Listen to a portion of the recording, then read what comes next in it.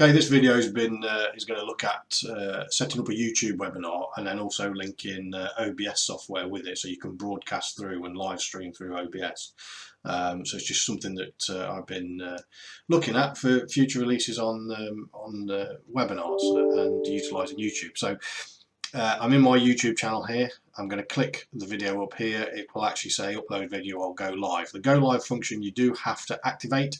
So when you click the video and click go live, if you haven't already got it set up, it will ask you to verify your YouTube channel, which it does very, very quickly.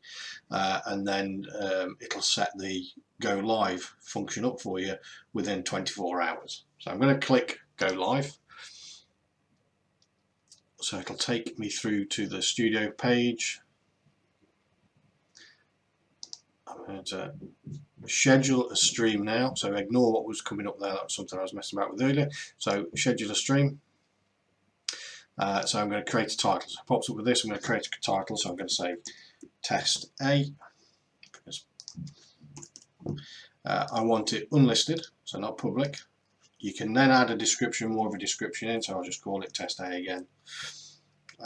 And now we can categorize it as well. So there's a number of categories: sports, travels, events, gaming, entertainment, how-to style. I'll click this one as a how-to style. We can then add the date. So I'll say tomorrow and I'll leave the time, but you can change the time to whatever you want, but I'll leave it at 1:45 or 1:45. You can then add a thumbnail if you want a particular thumbnail to represent your webinar. Or if you leave that as it is, it will actually default to your YouTube social media picture, and that will go in there from a default point of view. You can then also now classify it as made for kids or not. I'm going to say no, so I'm now going to create that stream. So hopefully that will do that. And there it is. And the thing that we're interested in here is, as we highlight over it, click those three dots, click get shareable link. It copies the link to the clipboard, and let's just test it. So if I put that link in, there we have. So you can see the image. I've got it set up and it says it's in 24 hours time and it's counting down. So we've got that live stream there. So the webinar is set up. So we come over to OBS.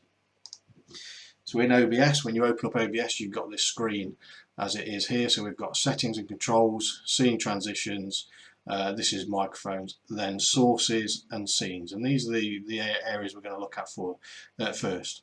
So the scene side is we need to add something into this scene now, so a source. So first of all, I'm going to say, right, I want to add in an audio input capture. So I'll keep it at that default name, click OK, and I click my pseudo tap microphone. OK that. So on this scene I want to capture the display. So I'm going to click that, just leave it at that and say OK. So we can see that it's now capturing what I'm looking at now. We've got this mirrored version of it, but we can also see that the screen is a little bit offset. So I'm just going to right click this, go to transform and say fit to screen, and there we have it. So it's now fitted to screen, so it's all centralized up. So we've got our display capture. Now I'm going to add in a video capture device. So we'll keep that as it is, default name, go OK. I've got my webcam, it's paired up, and I'm actually going to turn around and say I want to use my custom audio device, so the audio capture device I've already set up. So there we go.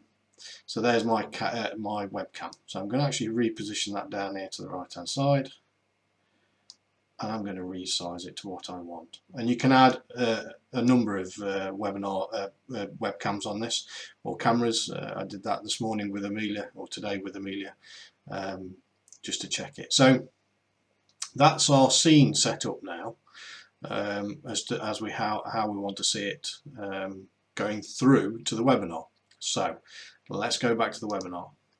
So if we click on the up and coming webinar, the thing that we're interested in here is this stream key. So copy and paste that, go back to OBS, go into settings and stream, and we want to copy that into there. Okay, so we're now set up. So if I go start streaming now, so if I click start streaming, not going live, just starting streaming. I'm starting to stream. Let's go back to the YouTube setup, give it a few seconds.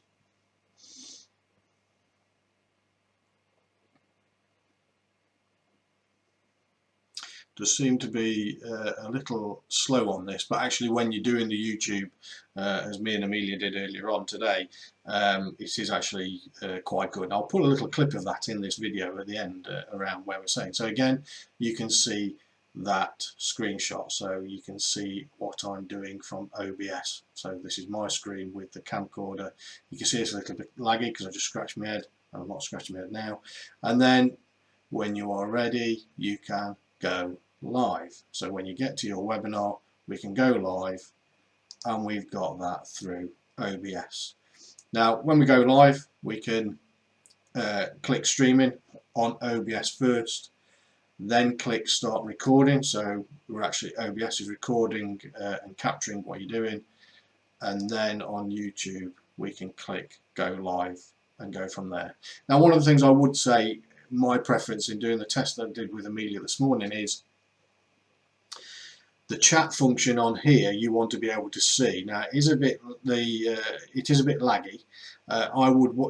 My preference would be to have this on a second screen. Now I'm actually going to get a second screen and put that at the side so I can see the chat, but it doesn't take me away from what I need to work on. So if I look at go back to OBS, if I, let's say I want to go to a different screenshot. So I'm here, I'm still streaming.